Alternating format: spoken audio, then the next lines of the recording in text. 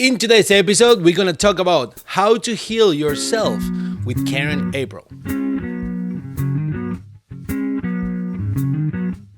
When I'm talking about healing yourself, we're talking about... That's a good question. So when we're talking about healing the self, we're talking about preserving your energy, taking care of your body, taking care of your mind, and all the aspects that bring all of that together. What are tips that you can give us to help us to keep that energy clean and to keep the energy for ourselves? I would say number one, I was just speaking with somebody about this yesterday, is to have in your mind that you can either speak life into yourself or you can speak death to yourself. And you can do that with other people. So what I mean is, like, if someone comes to you and they look at you in the face and they say, wow, you look so rough. You look so sick, right? And it's terrible. Like, isn't that terrible? But people do it all the time. Even the doctors will be like, yeah, you know what? This disease that you have, it's definitely going to become worse. It's definitely going to come to the next stage. It's definitely, so we need to prepare, right? So those kinds of things, if you take that in, you're allowing this person to speak death over you.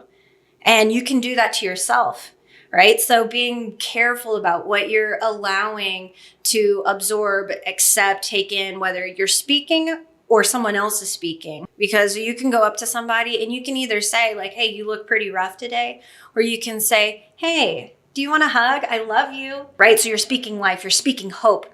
And you can do that with your clients.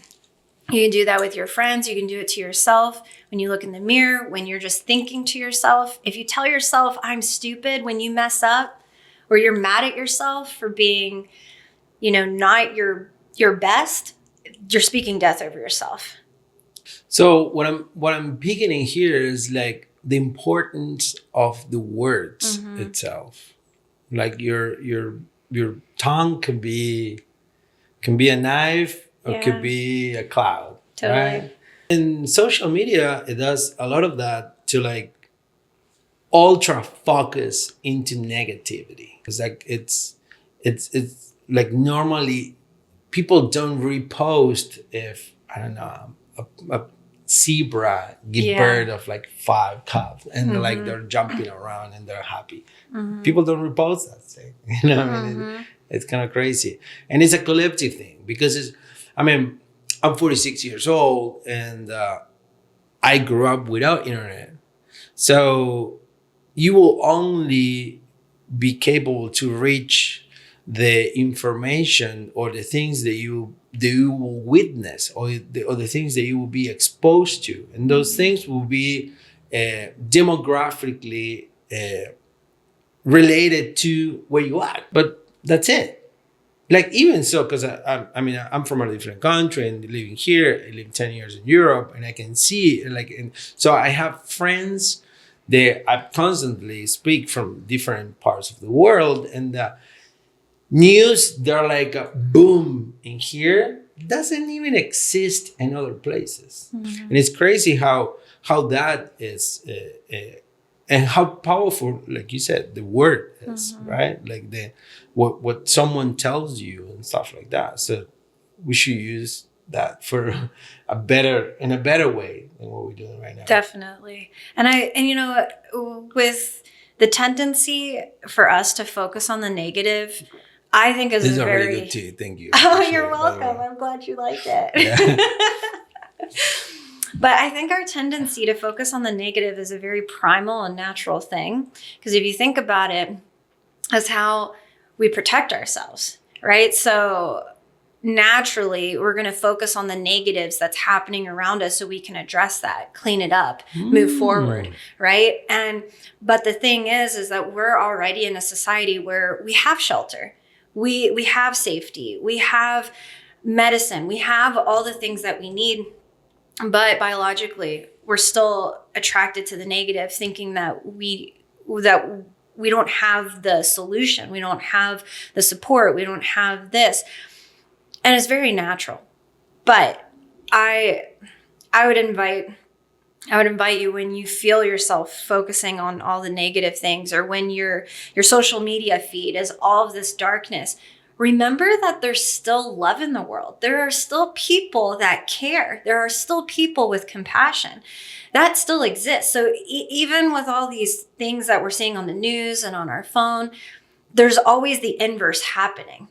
I noticed that you have a stone on your right hand. Yeah. What is that?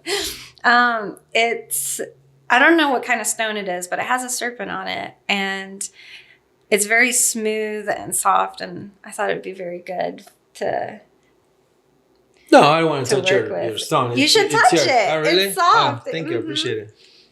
It feels The good. reason why I noticed it and I brought that up is because a very good tool for reminder is put that thought and then a specific item and carry that item with you. So whenever you feel, thank you, out of balance, or whatever you feel that you need to pull back to yourself, or whatever you like, caught yourself into a negativity stage, you grab that and you use it, Yes. right? And you use it for like, come back. Okay, this is bringing me to my safe place. This is bringing me to alignment. Like that thing that you told me about when you take the shower and Yes. you're like The chakra clean cleansing. all the chakras, and you're like refill it and all that stuff. And since I started doing it, I mean, I'm telling you, it worked amazing. Like I do it every time, and my shower right now is like completely different. Before it was like, okay, I'm taking a shower. It's like I'm cleaning my body. I'm clean. Okay, cool. Dry myself.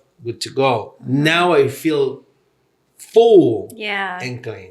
It's very good. Like I think I said in a different podcast. It was like whenever you use the elements, like use them with intention. Yes. Right? Like the fire.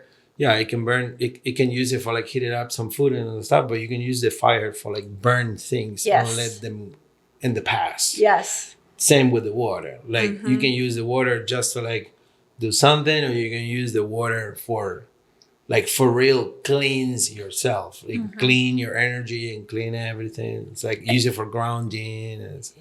Like put in the intention. If you don't put that intention in there, it might happen, but you don't feel it, right? I think that is the practice of bringing the divine into the physical, right? You're being intentional with the shower, and you're bringing spirit into this practice with you, and it makes it so powerful and so beautiful to realize that there is magic and divinity in everything that we do. You just have to be aware of it. You just have to turn your mind and place that intention. Beautiful. My friend Karen, please introduce yourself. So I'm Karen April, and I am a yoga instructor. I do shamanic work, massage therapy. Oh, I'm also an artist. As you can see, I have my paintings behind me. And you're a really good friend. Oh, thank you. Good human. Thank Very you. good human. Yeah. And what is this? What are we at? We're at my healing center. So I'm the owner of Anahata Healing Center in Fort Mitchell. And here I offer healing of all kind. And, all the things that I just named with the yoga, the body work, the spiritual counseling. I also have people here that offer Reiki and Akashic record readings and, all kinds of good stuff. We started doing some community events. So once a month, we on the first Tuesday of every month, we open the studio to the community to just come and sit in meditation. And I lead for about 30 minutes, and then we have discussion and we hang out, and it's really beautiful. That's fantastic. Yeah. All right. Thank you so much. Appreciate it. I don't want to take more of your time. I'll see you in the next episode. Fabulous. Thank you for having me. See ya. My name is Patricio. This is Plexo Proud, the podcast. Please like and subscribe. And thank you so much for watching the interview with Karen April. And remember, if you don't do the change, nobody will do it for you.